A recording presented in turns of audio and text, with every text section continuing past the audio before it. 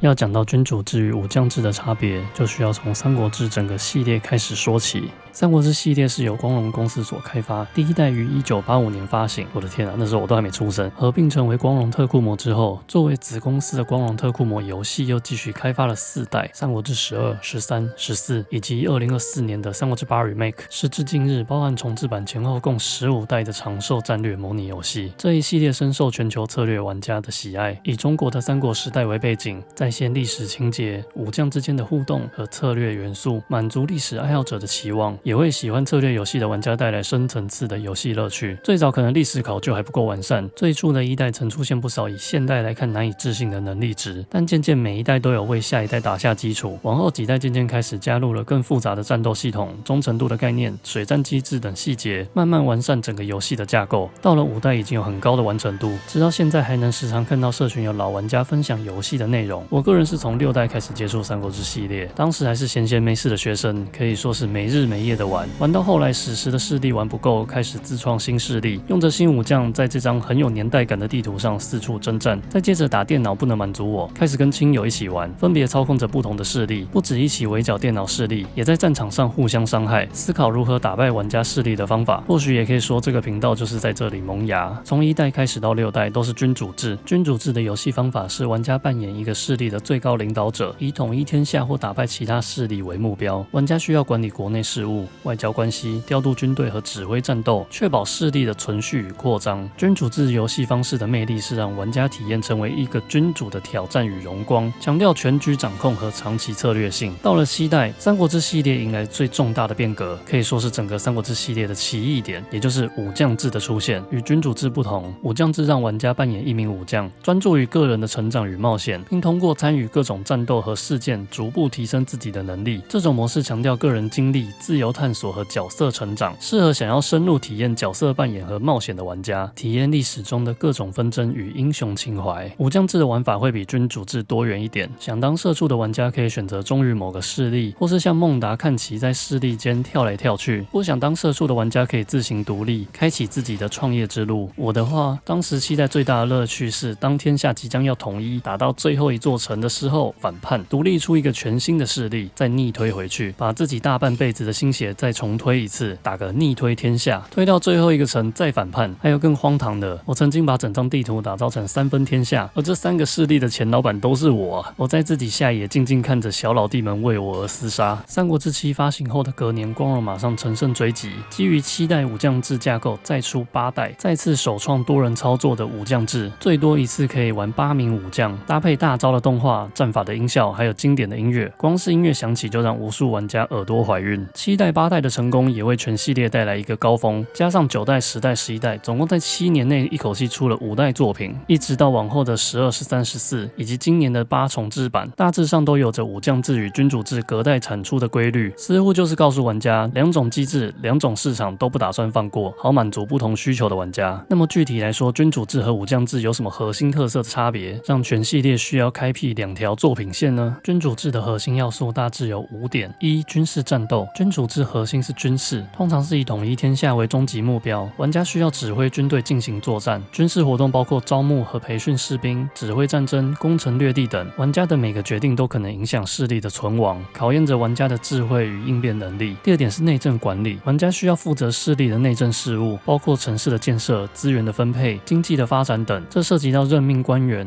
开发资源、调配粮草和金钱等多重事务。玩家必须制定合适的政策，以确保势力能够稳定发展。虽说后勤很重要，但一切的内政与后勤其实都是为了打仗做准备，打仗还是最核心的。3、外交谈判。在君主制下，玩家需要处理与其他势力的关系，这可能包括结盟、停战、联盟、交换资源等，运用外交手段可以避免过早的正面冲突或争取更大的战略优势。4、武将管理。君主需要任命和管理下属武将，包括让武将担任不同的职位，提升武将的能力和忠诚度。每个武将都有独特的属性和特技，如如何最大化利用它们，会成为影响胜负的因素。5、策略布局，玩家需要整合以上所有项目，军事、内政、外交、人事，确保势力的存续与扩张。君主需要制定短、中、长期的战略目标和计划，包括选择扩张的路线、优先进攻的对象、经济发展等方向。每一个决策都可能影响势力的成败，因此君主的每一步都需要谨慎思考。君主制游戏方式的魅力在于强调全局掌控和长期策略性，让玩家深入体验到成为一个君主的挑战与荣光。做个小结，君主制的优势是全局掌控感更好，让玩家掌控整个势力的运作，拥有极高的操作感和达成统一的目标，还有深层的策略性，内政、军事、外交等多个方面的策略都需要协同运作。游戏的战略深度和挑战性较高，君主制面临的挑战则是复杂度较高。君主制的管理事务繁多，对于喜爱快速节奏或休闲小品的玩家可能感到有些繁琐，而且时常面临巨大的压力。作为领导者，每个错误的决策可能导致整个势力的崩溃，比较烧脑，玩家需要谨慎行事。全系列的君主制作品是1、2、3、4、5、6、9、11、12、14代，截至目前为止共10代作品。武将制的核心要素大致有4点： 1、角色成长，玩家需要提升自己武将的能力，包括武力、智力、政治魅力等属性，透过完成任务、参与战斗和经历事件来提升自身的能力和地位。2、个人冒险，在武将制下，玩家可以选择不同的冒险路线，可以参与符合历史走向的剧情，或走出自己的创业之路。玩家可以自由探索地图，结交盟友，完成各种支线任务，甚至可以选择自己的人生目标。3、同事互动，作为君主以外的武将，需要与同事之间互相配合，才能让自己有良好的发展，包含建立你与你的老板的关系，老板可能是君主、都督或太守。这些人际互动会影响玩家在游戏中的地位和影响力，像是战斗中玩家只能指挥自己的部队，对全局掌控度有限，不像君主制可以掌控全局好办事。武将制中如何运用策略和技巧与同事们共同取得胜利，也是游戏的要点之一。4、自由选择，玩家可以自己选择自己的行动和命运，比如加入势力、叛变、建立自己的势力或隐居生活。这种自由度使得每一次游戏体验都充满新鲜感。做个小结，武将制的优势是自由度高，相比君主制，武将制给予玩家更多自由，允许玩家选择自己的冒险路线和成长方式，更有个人代入感。武将制强调角色的成长以及与其他武将交流产生出的火花，让玩家更容易带入自己所扮演的角色，模拟人生。还有更多元的玩法，游戏内可以选择不同的职位和角色定位，使得每次游玩都有不同的体验，能玩出更多花样。武将制当然有它的挑战，像是缺乏全局控制，玩家无法全面控制势力的发展，只能影响自己和周遭的角色。喜欢掌控全局的玩家可能会在初期感受到比君主制更大的阻力。再来还有成长曲线，角色的成长需要时间的累积，玩家需要通过完成任务和提升声望等方式逐步壮大自己。部分任务可能会限制玩家的选择和进展速度。最后是作业感重，武将制的个人杂物多，想成长就要花大量时间训练，有些玩家会感到内容重复性高，有作业感。武将制的作品有7、8、10、13、8 remake， 总共5代。其实除了君主制、武将制这种二分法，可以说每一代都有各自的支持者。比方说君主制哪代比较好玩，相信14、11、9可能都是热门选择，各自有拥护者。武将制哪代比较赞，8、10、13、8 remake 大概也是4大天王，像是13就被不少玩家誉为集武将制大成的作品，天天打开游戏报道三国人生。不过即便如此，也有另一派玩家认为作业感重，或是网页游戏感重。君主制的11代从刚上市的骂声连连，到现在也成为了全系列的常青树。喜欢哪种？问每个人可能都有不同的答案吧。于是我就好奇的在 YouTube 社群发投票调查，三国志系列游戏君主制和武将制，大家喜欢哪种制度？截至做影片的当下，投票结果总共3268票，君主制占41%，武将制有59%。这个结果有部分我不意外，也有部分意外。不意外的是，之前就知道这两种制度大致2分，旧版8代销量很好，喜欢武将制的人会稍微多一点。比起烧脑策略对战，成长模拟的受众似乎更广一些，这些都符合预期。意外的是，我以为这里的观众多数应该是从看《三国志11代》的相关影片开始追踪频道，《三国志11》是彻彻底底的君主制。即便如此，依然开出喜欢武将制比较多的票数，这让我合理推测，这背后的差距恐怕不止18%。我想选择武将制的玩家比较多，也许有一部分原因是武将制玩家可以扮演三国中的一般武将，也能成为君主，享受类似君主制掌控全局的体验。虽然不会和君主制完全一样，也许略微减少一点策略要素，但至少还是涵盖君主制号令天下的成分，所以受众相对广。那么就要问大家了，直到现在共有15代作品，大家最喜欢哪一代呢？以及你的理由，留言跟大家分享吧。我个人的话，我2种种都喜欢，我全都要。对我来说是完全不同的体验，两种乐趣我都喜欢。